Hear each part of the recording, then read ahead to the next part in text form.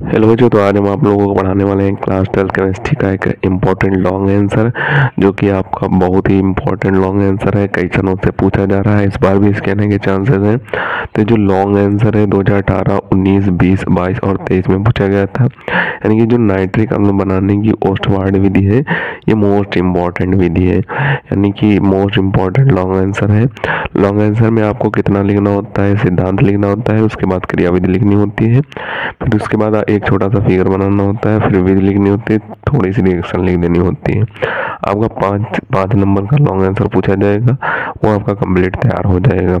तो इसे देख लेते हैं, इंपॉर्टेंट है। आप इस वीडियो को लास्ट तक देखना, आपको ये नाइट्रिक अम्ल बनाने की जो ओस्टवार्ड विधि है अच्छे से तैयार हो जाएगी। तो सबसे पहले ये जो डिटेल दी हुई है वो आप लिखना चाहें तो लिख सकते हैं, वरना आप इसे सिद्धांत में कर देंगे, या फिर इसे ना लिखना चाहें तो ना भी लिख सकते हैं, सिद्धांत सीधे लिख सकते हैं।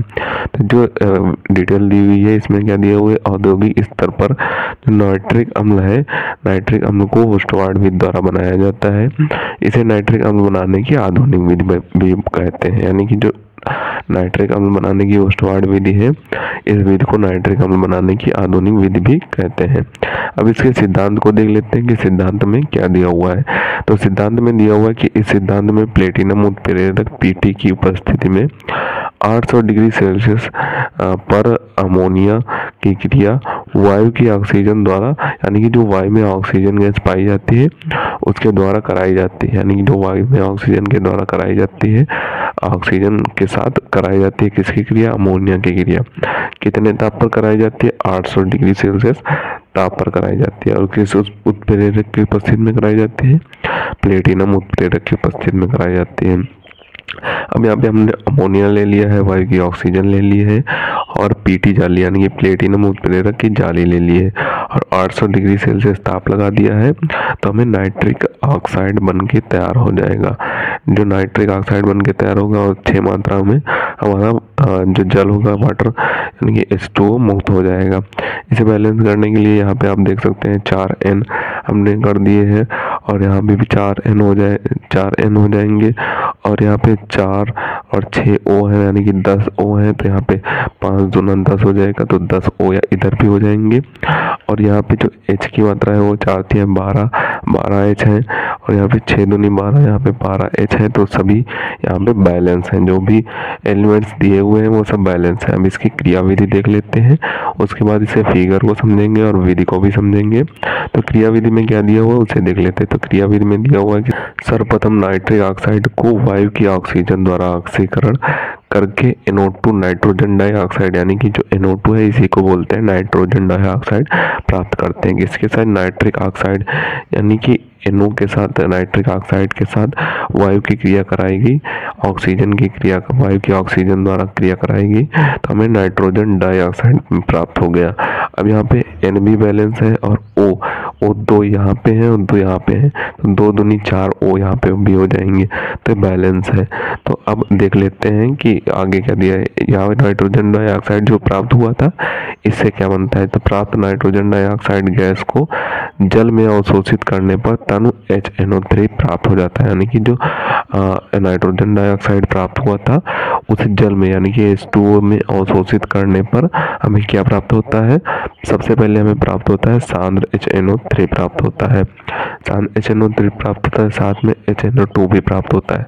अब जो HNO2 है इसको क्रिया कराएगी, पुनः चक्रण कराया गया इसका, तो हमें क्या प्राप्त हो जाएगा? जो तनु नाइट्रिक अम्ल होता है, यानी कि तनु नाइट्रिक अम्ल होगा, HNO3 प्राप्त हो जाएगा, साथ में 2NO मुक्त होगा और H2O मुक्त हो जाएगा। तो तनु हमें प्राप्त करना है नाइट्रिक अम्ल, तो तनु मात्रा में जो नाइट्रिक अम्ल प्राप्त होगा वो HNO2 का पुनः चक्रण क्रिया कराने पर हमें प्राप्त हो जाएगा। अब आगे देखते हैं कि आगे क्या दिया हुआ, आगे फिगर इसका दिया होगा, तो फिगर देख लेते हैं।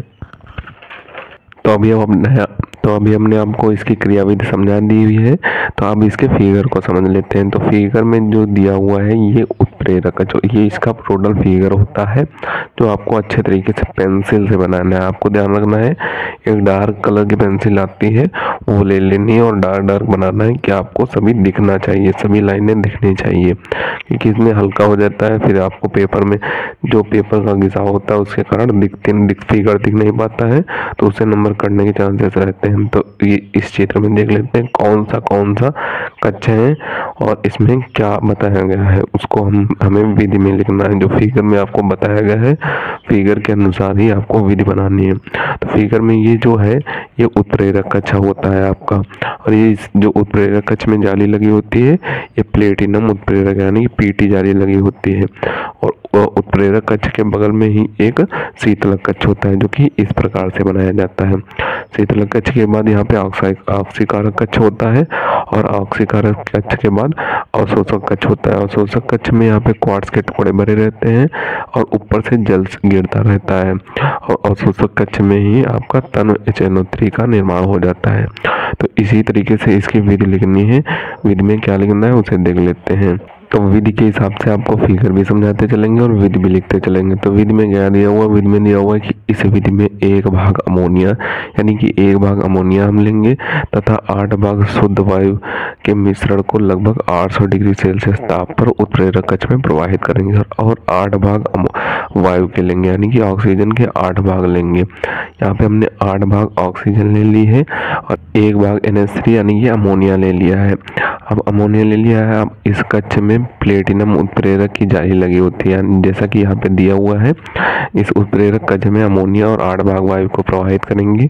कितने ताप पर करेंगे, 800 डिग्री सेल्सियस ताप पर करेंगे। यहाँ पे पीटी जाली लगी होती है यानी कि जो प्लेटिनम उत्प्रेरक की जाली होती है वो लगी होती है। इस कक्ष में प्लेटिनम उत्प्रेरक की जाली लगी होती है। और आगे क्या बोल रहा है, तथा अमोनिया वायु द्वारा ऑक्सीकृत होकर नाइट्रिक ऑक्साइड बना लेते हैं, यानी कि जो अमोनिया होगी, ये जो यहाँ पे अमोनिया होगी ये वायु की ऑक्सीजन के द्वारा ऑक्सीकृत होकर नाइट्रिक ऑक्साइड बना लेती है। अब जो नाइट्रिक ऑक्साइड बनाएगी उत्प्रेरक कक्ष से इस गैसीय मिश्रण को शीतलक कक्ष में प्रवाहित करके लगभग 50 डिग्री सेल्सियस ठंडा कर लेते हैं। अब जो ये हमें नाइट्रिक ऑक्साइड प्राप्त हुआ है उसे हम शीतलक कक्ष में यहाँ से प्रवाहित कर देंगे। ये जो नली है इसी के माध्यम से प्रवाहित कर देंगे। अब यहाँ पे इसे 50 डिग्री सेल्सियस तक ठंडा कर लेते हैं और उसके बाद इस गैसीय मिश्रण को हम किस में प्रवाहित करेंगे, ऑक्सीकारक कक्ष में प्रवाहित करेंगे। जैसा कि यहाँ पे दिया हुआ है कि तत्पश्चात इस गैसीय मिश्रण को ऑक्सीकारक कक्ष में प्रवाहित करते हैं। ऑक्सीकारक कक्ष में क्या होता है, ऑक्सीजन होती है, यहाँ नाइट्रिक ऑक्साइड यानी कि जो नाइट्रिक ऑक्साइड हमें बन के आई थी ऊपर से, उस नाइट्रिक ऑक्साइड क्या करेगी, वायु के ऑक्सीजन द्वारा ऑक्सीकृत होकर नाइट्रोजन डाइऑक्साइड बना लेती है। यहाँ पे जो ऑक्सीकारक कक्ष है, यहाँ पे जो हमें नाइट्रिक ऑक्साइड आई थी, ये मिश्रण आया था, वो वायु के ऑक्सीजन के द्वारा ऑक्सीकृत होकर नाइट्रोजन डाइऑक्साइड बना लेती है। अब ये जो नाइट्रोजन डाइऑक्साइड है इसको हम किस कक्ष में प्रवाहित करेंगे, अवशोषक कक्ष में, यानी कि उसके जो अगला कक्ष था उसमें प्रवाहित करेंगे। अब आगे यही दिया हुआ है कि इस प्रकार प्राप्त नाइट्रोजन डाइऑक्साइड को अवशोषक कक्ष में प्रवाहित करते हैं। अब जो ये अवशोषक कक्ष है इसमें जो नाइट्रोजन डाइऑक्साइड हमें प्राप्त हुई थी यहाँ से, उसे हम यहाँ से प्रवाहित कर देंगे, यहाँ से प्रवाहित कर देंगे और अवशोषक कक्ष में ले आएंगे। और अवशोषक कक्ष में क्या होता है, क्वार्ट्ज के टुकड़े भरे रहते हैं, ऊपर से जल गिरता रहता है, वो भी आपको लिख देना है, क्योंकि आपको विधि बड़ी बनाकर लिखना है तो वो भी आपको इसमें ऐड कर देना है। तो आगे दिया हुआ है कि इस अवशोषक कक्ष में प्रवाहित कर देते हैं। इस कक्ष में क्वार्ट्ज के टुकड़े भरे रहते हैं तो ऊपर से जल गिरता रहता है, ये भी आपको ऐड कर देना है। तो नाइट्रोजन डाइऑक्साइड जल में अवशोषित होकर तनु HNO3 नाइट्रिक अम्ल देता है, यानी कि जो जल गिरता रहता है उससे अवशोषित होकर जो हमारा NO2 था, ये नाइट्रोजन डाइऑक्साइड था, वो जल से अवशोषित होकर हमें तनु HNO3 प्राप्त हो जाएगा। यहाँ से तनु HNO3 हमें प्राप्त हो जाएगा और साथ ही में NO भी प्राप्त होता है, जैसा कि यहाँ पे दिया हुआ है कि साथ ही में प्राप्त NO का पुनः चक्रण होता है, यानी कि जो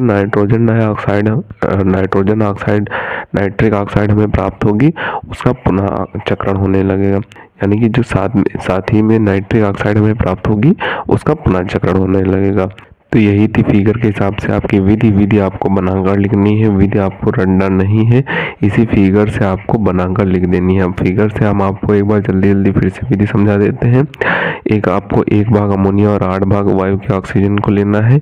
800 डिग्री सेल्सियस ताप पर इसमें उत्प्रेरक कक्ष में प्रवाहित करना है, जहाँ पे पीटी जाली लगी होती है।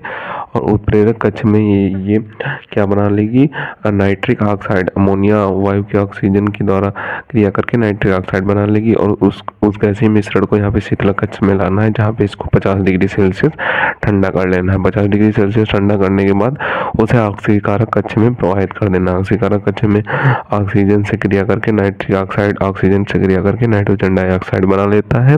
और प्राप्त नाइट्रोजन डाइऑक्साइड को हम अवशोषक कक्ष में प्रवाहित करेंगे, जहाँ पे क्वार्ट्ज के टुकड़े भरे रहते हैं तथा ऊपर से जल गिरता रहता है।